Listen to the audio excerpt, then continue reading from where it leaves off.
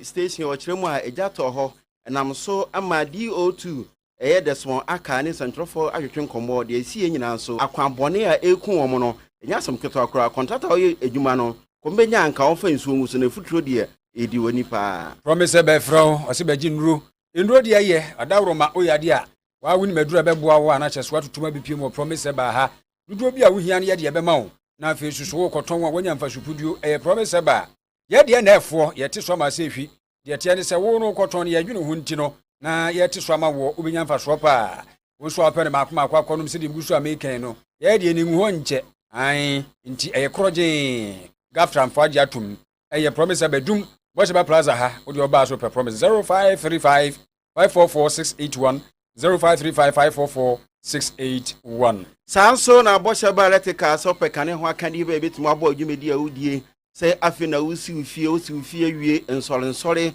Some ye crusade a hodwa mo penkane akase betumo aboa mo ama bebe mo bi adwumedi amudi bia betumedi no bosheba electrical se asoye na emiensa oyere pabro sa ye womum edum prison wana about habra afi nso ukọ eye mama antata kufu abro san so a eno so PZ hokro no a abro san na asa no si ane kete Dubai enhwanimu ebe otum for run about gbewura ho na kokoje nkane ho akade bi ehia obi a energy commission so de wonsa asase na bibini na oposo ahoma afre 0536 095966 0536 095966 Biri ne krobia asante menimenu asonaba kwabra amwaten Abusia de atie ne se ene kede district court kwa asetena na won se edito muanim yabo mukase so dada se teacher ni a wono wokọhwe nkwada so mo mutwere nsohwe ewie nkwada ne se teacher ni no wohurahura wono dodo omo chene vim tro ya kire nkwada no abi na tinkre court kwa asetena ne kwa asetena no awie yesi a pe ena yese ne woni a ya kire woni ye no obi amomoden se obetua Ghana seed no 1800 titide ne 80 million na wa wanya bakwa kodem agusumi nsia ene na chese eno no nti teacher ni ewura market question said na asem no akwa akuduro no samala no agba amane sama akwa ba ya binia ji ene court no e chese poti na yanku anim mamenase na mentia promise TV ni promise radio atifu ani ahwefo ene rain na ende na idea about aja enya beduye eye the district magistrate court akwa setna his worship David Ofori etina na agwam enda no pai anopa be no nkono ekobo nundu na wasana se na nsemawodo a wahya a wudie na eye miensa ebi eye civil issue and civil cases nti edu ne na Ghana fo nyina ani di akire eye osese ne a wahya de e wakadesi ni high technical school ye fene se Michael Kwesi no adisuafo bi ekobo no na abosumi twam no na wo musimi wo mkotena so na wo mka ho asema enkwara na makomako enum na court etena wo masem no so bere twam no na enne sa enkwara nan ya na yesan etena wo nsem so na yetin nsem no so a court asase a wodi nsem no a na Ghana Police Service ase wo kede ha enhwemu aso ye investigation department and CID department womo ede abrantie baako ebaye na brantie obaye no yefe de Kingsley ba say wono no wo ka hu bie ne yakubu sa ditani no nemo asem na James ha pe na wodi medika dwane ye enti afei na ja wo feel say etirajo enti waba wo bidu ye enra pe na police force aka na wo mo chere enti no mo do no so baako to na court ti se ne ye wono asem no afei na waba court enti e wo say wono so court bono kwadu na wode ne remand na otwemi nu wo nsa wo prison enti ni remand ye na otwemi nu achi no ansa na wo besan aba court na fe wono so na temu esefata no court atimi e de ama no nemo enum a aka ne de ba kwa ka ho wono kan se oye juvenile na ono a wono juvenile na ye maso kwasi entry wono juvenile trese wonya mfishia edun wotwe nti court trese wono no de ene nsam le yigin kan se de ye ka wo mo nya abru mfishia edun wotwe ekono nti wono no de court ema no bill 5000 Ghana cedis se wontu ya 5000 Ghana cedis na 5000 Ghana cedis no achi no court anase juvenile committee ne trana asem so won bi na asem ni na wi a no mo do no so na temu na tene simali abono nemo eminanti akai ye Felix Dakwa Isaac Tete Richmond Yeboa na Edied Ba sa enen akai die womo de ene ya court ebu womo aten kire se womo tia sika poten eye paneti sika no 18 million Ghana cedi anase 18 million 1800 Ghana cedi Mama court no womo baako bia afei womo ntia 20 million 2000 Ghana cedis Mama ora Michael Question at empata etika na ni nyina no womo anya sa sika yi a ene na oni ko no besa akoda aban kukumu abosumi ensia ene nti nyame adom court ene ruling eba wie ya pe na openyi baako no ne wo fa ase ene abranta ye fere se maso entry eso ne ye se se ne court aka na wake womo ebetu sika ne animanimu a na enkwala no yetima yom e de pia na pe womo tu sika no ama ebo no miensa na emofrei eye enan amebo omudi no womo nyina apie e de fi eye afiase anasa na ye ne nagas adwuma no kwala nagas oni pe de focus ai mo mo chere womo ni ade court no atemper justice with mercy ama wobusa na so de sa tenye no e di abamonti wonim se ebi mbeso se esha na so omo akoma tom yem esan se ebese adisia e di ama emofra aka na abranti a wono ene yes ade ne kore man ye pinsi ba aye boni man se odentem anas onri ne de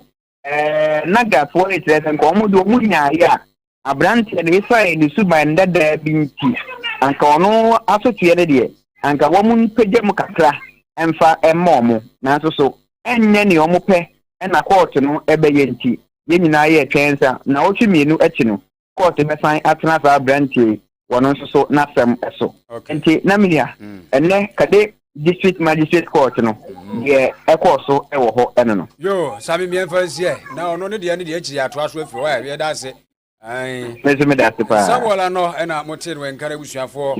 se wodi amanebo yi Afrika de eba be kan yensa se de tie no a eno no ndi ibesi bia no ye be ma mo aso ate ye nto aso ensem foforo mo ene na ye bohwi ne agina enkrampopini mantemu a na ena no pe mra na bo no so hurriedly we had sakan chiremu a na okupim wo cycle VVIP ba terminal ho no eja atoho no chiremu a na enum se wooden structures nka se enuadan bi kakra wo ho no nti no nipa dansefo a edi nchiremu ema yense emrika na eja no de kono na ano oden kopem se Ghana Fire Service adwuma efo beduru ho na kise dodo no ade na ahye nanso nyame eya adom se nipa bi okra bi ade ense emfiri mu na no na nsantwofo bopin ADO2 the small aka ono na hwe omno amanfo nkuta hudie ewo eye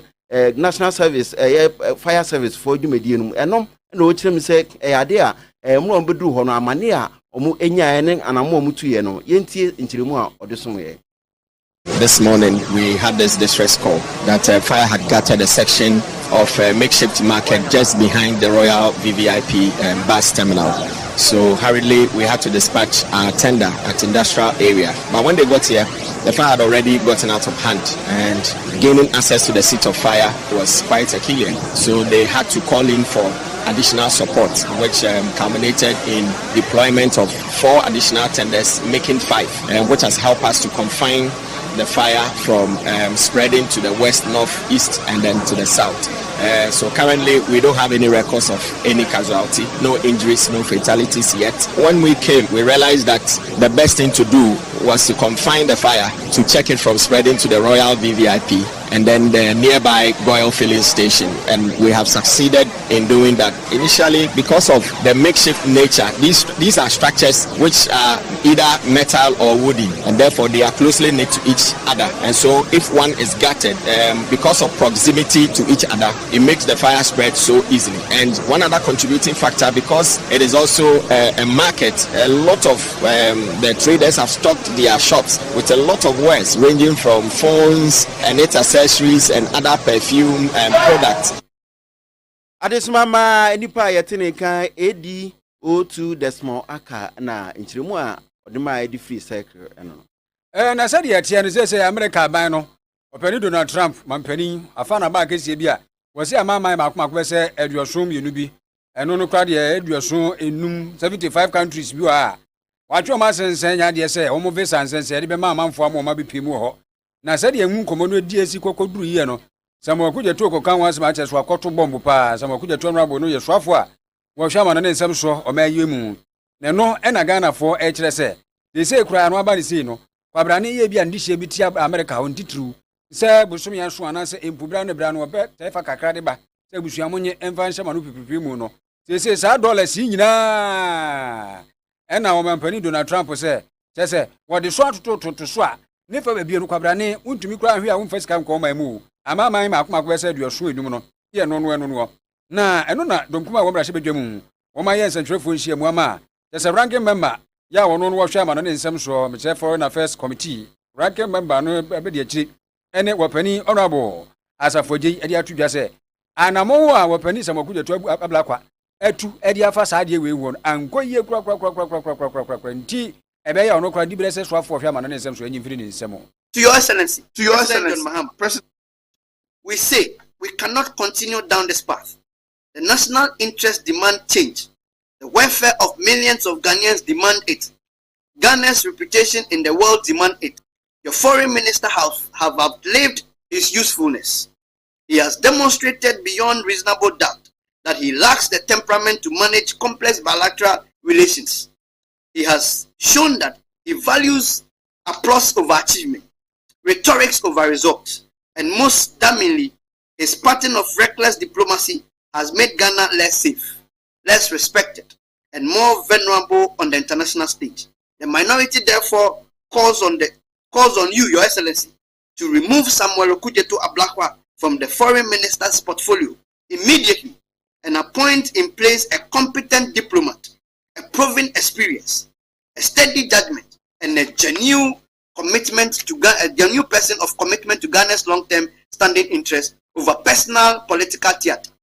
Furthermore, we call on civil society organizations, professional associations, diaspora groups, and all patriotic Ghanaians to add their voice to this demand. This is not partisan matters. It is a matter of national survival. Tinano no don kuma na se wono abosa mo kujo tabla kwa enyi di bre fanfiri ne nsem wono sanse wasanse be ontimi nya dwuma no nse so afo hwa ma na ne nsem so na woto so asam ayi wono abo asafo gei na wo se dabi pa se ayonkofo da America na fi Ghana ntemo no se ya nto ankoso ne anyiri mu pampe ya nukure ni anhwe ya na ne fa babi no akwa hadwen ntitiri woni owo amanone wa ya America no benye nsuanso nti dia wono no e wasa ne nkrata asem wo hwe na Councilor ya wono wo na wosi Ghana aban anamu ya ntutuye kama na Ghana ni a watu bata kwata America hoto no muntu sana mo no ni manim ya. Within 7 days, the foreign ministry must hold a comprehensive press conference to address all communications between Ghana and the United States regarding migration cooperation, deportation issues, and visa processing over the past 18 months. 2. Specific reasons given by the Washington for including Ghana on the 75-country list. 4. The ministry strategy, if any, exists to ensure Ghana's removal from that list. 5. Full accounting of remittance projections and economic impact assessment of the visa freeze. The government must immediately establish a high-level technical working group with the United States to address all outstanding migration documentation and consular cooperation issues. Withdraw the public policy of tit for tat deportation with Israel and restore normal consular relations based on established international practice. 3. Appoint a special envoy for diaspora and migration affairs, reporting directly to the president, to manage these sensitive files with the seriousness it deserves. I don't know where you are honorable asafoji and I'm motin when kano or no ranking member when you be actually ya share among some sort of committee a Ghana mrashe ebedwam nti almost Samuel Okujeto Ablakwa man so afo a we ma no nsem so no mo de mo nso ani e fa ma no ntutua ho nti enyini ho ene ye ko brekum na brekum west me gina adise wo brekum e chirem se onso wa mane kakra wo mu nya ne se ekwan bi a contractor ɛna adwen so ɔyɛ no mo de ma contract ɛyɛ bɛsɛm ne kakra ni na contractor no ɛkwan na ɔyɛ no kra mo hu n'ani so yie na ɛkwan no kra so bi a watwa so de na mo agusu kama na nso sanke betimi ayɛ na odi nsuo pete so kakra kra na kemfuturo a eku mo du kro no mu a stores wɔ hɔ nyina itutum ne nyina ne sɛ enoma ɛkɔ woni ɔbrepa ayi pa na mpesua no so no ayade se ɛwɔ fentata pa na ɔmo sɛ de ebi ɛkɔ wani pa ɔne sɛntwerɛfo ɛkasa ɛkyerɛ wɔ Yahudi efure genjene ebesene ko sampa fatanta na yeyewo na mfuturo a eku yekɔ so no enya korokora nkanka ya fie benkwa ho na ya store kwan ho nti store kora ntimi mie ebira tutu o mo store ubia neema no bia mfuturo amane de yehu bi pa o mo ya ne first ne de na ka o mo wota bebia o mbe wota na free bronya breba bia de ye bedi bronya na ijaye ne sabe ngota biem o ma jai nso edi gugu so ne nyina aka twema kwasem ni enti o mo modea na contractor na o di dwuma no onhu no na o meto dwuma de ne so mayen ya te kwan ho ya te fanta ya to kashu na sane ya ka no twema speed wo de ba no ya mianim ya ho kyire papa wo he ne wo he ma no ya ya ho kyire pa tie sre contractor no say ene be wata kwana be me wata so mayen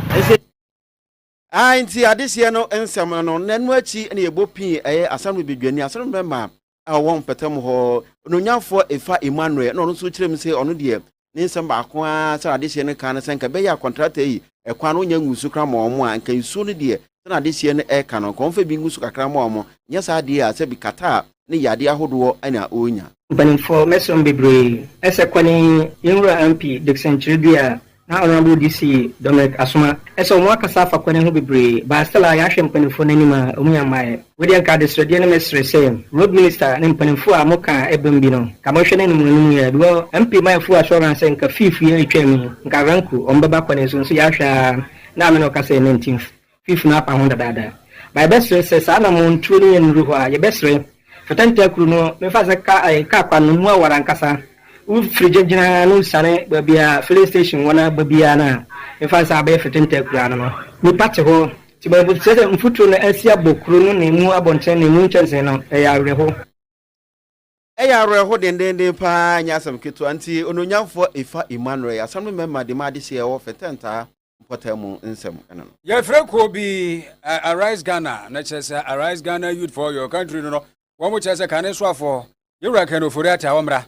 wɔmra no ba Ghana fo nya ne hwe wɔn kana koma ntonem na we no wɔn do mani kyerɛ mu ɛwɔ asoɛ ya kyerɛ ɛhwɛ amano ne nsɛm so ɛma America aban no ne kyerɛ American embassy na wɔn kɔkɔ yɛ kyerɛ picketing wɔyɛ kyerɛ kakra bi asomdwe mule ɛna wɔn yɛ no patabiri bi amɔ na ne wɔhwɛ atwerɛ promotion so bring Ken home monfa Ken mra no hidden place for corruption na kyerɛ corruption ɛba pra ne kankan ya wonya dwankɔ bia ne saa ne manema no na no owura Bernard Mona ya wono so di mo prepreja bi e ka se we hu ni ahu pepre bia ni manase ahubua bia nim wo pani kenofrata bra wate na de be yi semfo bia no keke ma yenti ase can continue in the United States to say that it's avoiding justice. And we want to indicate that the U.S.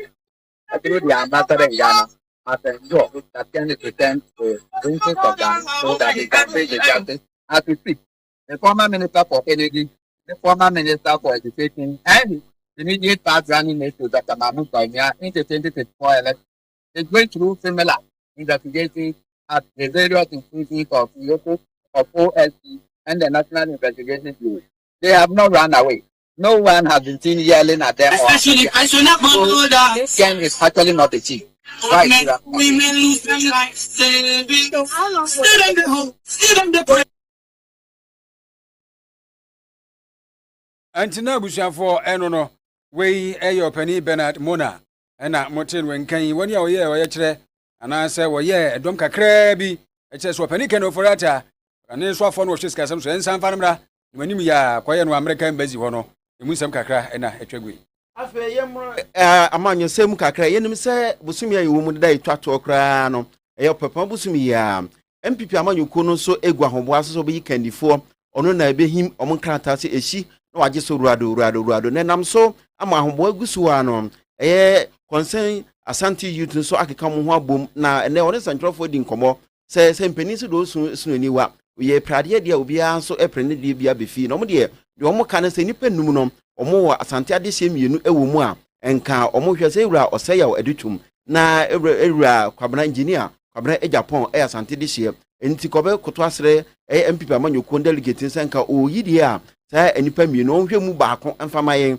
se betum aboa na asante man so no se biu ye prade akokotokwa a na je se nipa prade akokotokwa mpani se yeni na abro no de nka delegate no so no nyame ya doma 31st no mo ni asante abro concern Ashanti youth ayense jofo ehyiemu efa MPP abato kese oto no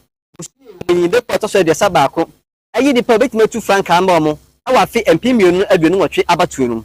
ekwo ne botai na ne se so mo asante mantem wade se ba se omo ho nipa bi epetumedie bi ade ebetim ne mfaso abla santema dia na se omo tai nipa nachi eye about wa ebeba so 31st January 2026 eye busumi a yewomi ne de to so eduasa ba kono ya de hye mienu a efra santema mu ya na ewo akansi ani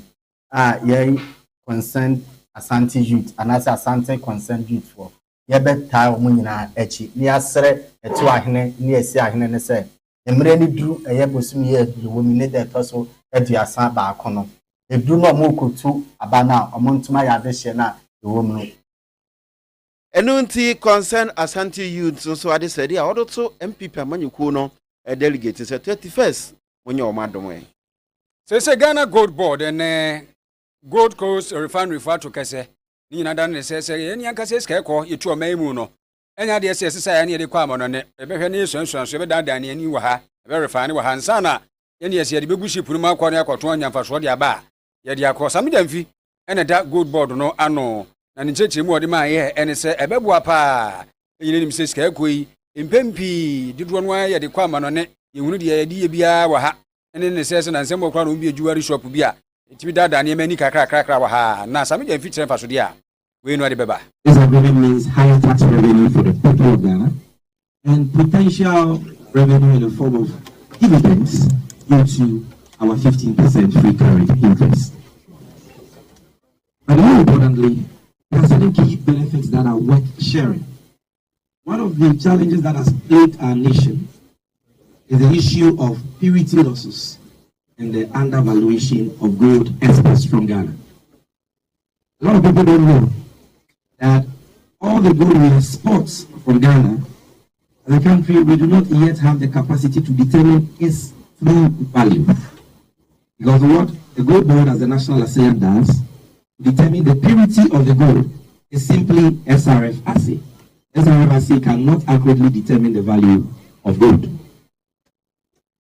And that is what we do to the small-scale gold we export and the large-scale gold we export. Gold Board no Wadano, just a good news, quite different from my conquer farm Amazon. Yen shed who said, ye, ne one casa sopote, Sansi and Tina, and you were honey, movie that any Zabri, woman you go coast to refinery for Kabumi, and only who know a boy quiet, which with the idea, some gentleman.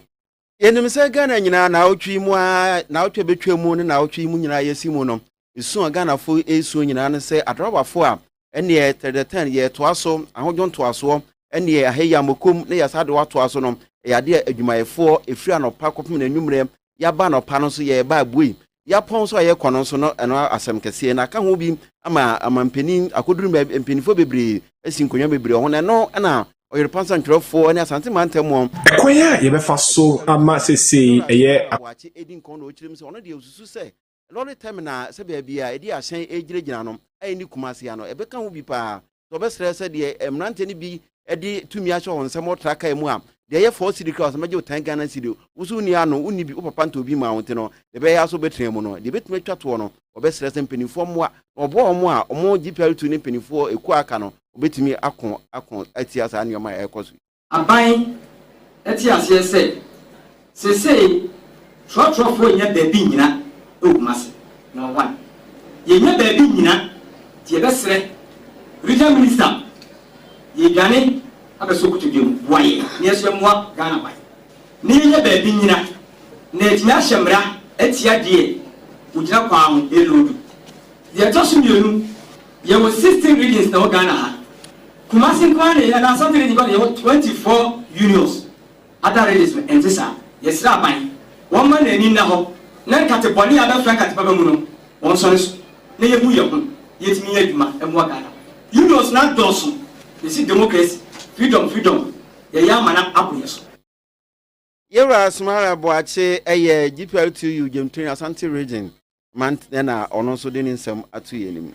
Any another Promise 102.7 Promise TV na as of kase ba ko akumasia Santiman Money Calvary Charismatic Center CCC na ifiti afinance sa no a ya na wodwumadi surugo yehye na aboa ama ankrankre atumi enya hoden nsi ye hunhum nkoden na wodi akugu na ni nyina mu no o ma hye nsenya me adom a musumi ewomin ye to so aduonu yensa ntesa ka ne fa ba miensa ntem kwapi de to so aduonu enum 25 no na wodi ehye so na we no eye conference a ene e ba ne sa no Dr. Mensa Otabel ya wona so Fanida International Central Gospel Church ICGC ano no to safre no no aba de nsema ba betu dwanti nkomodie kakra akoso no Sabeye na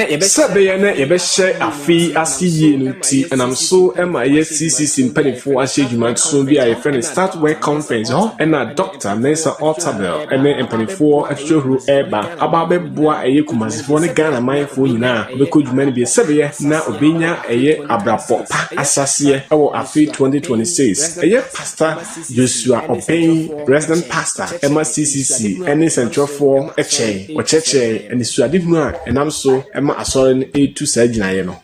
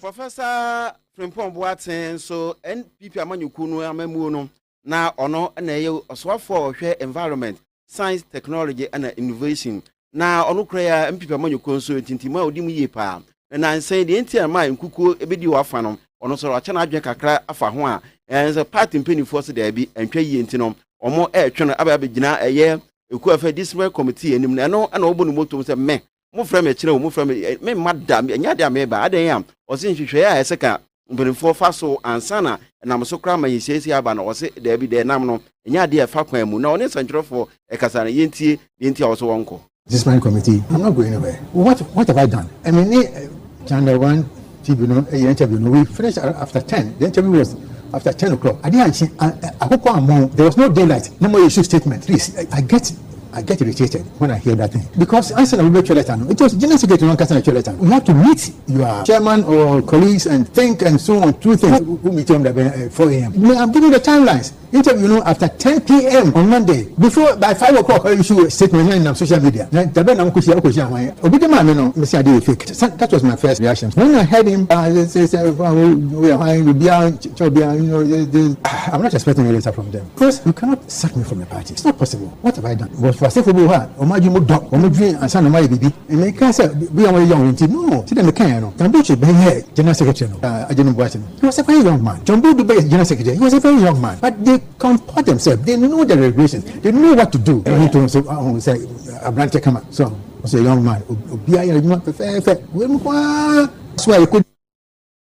Anything Professor Kwabena Boateng say, executive dear,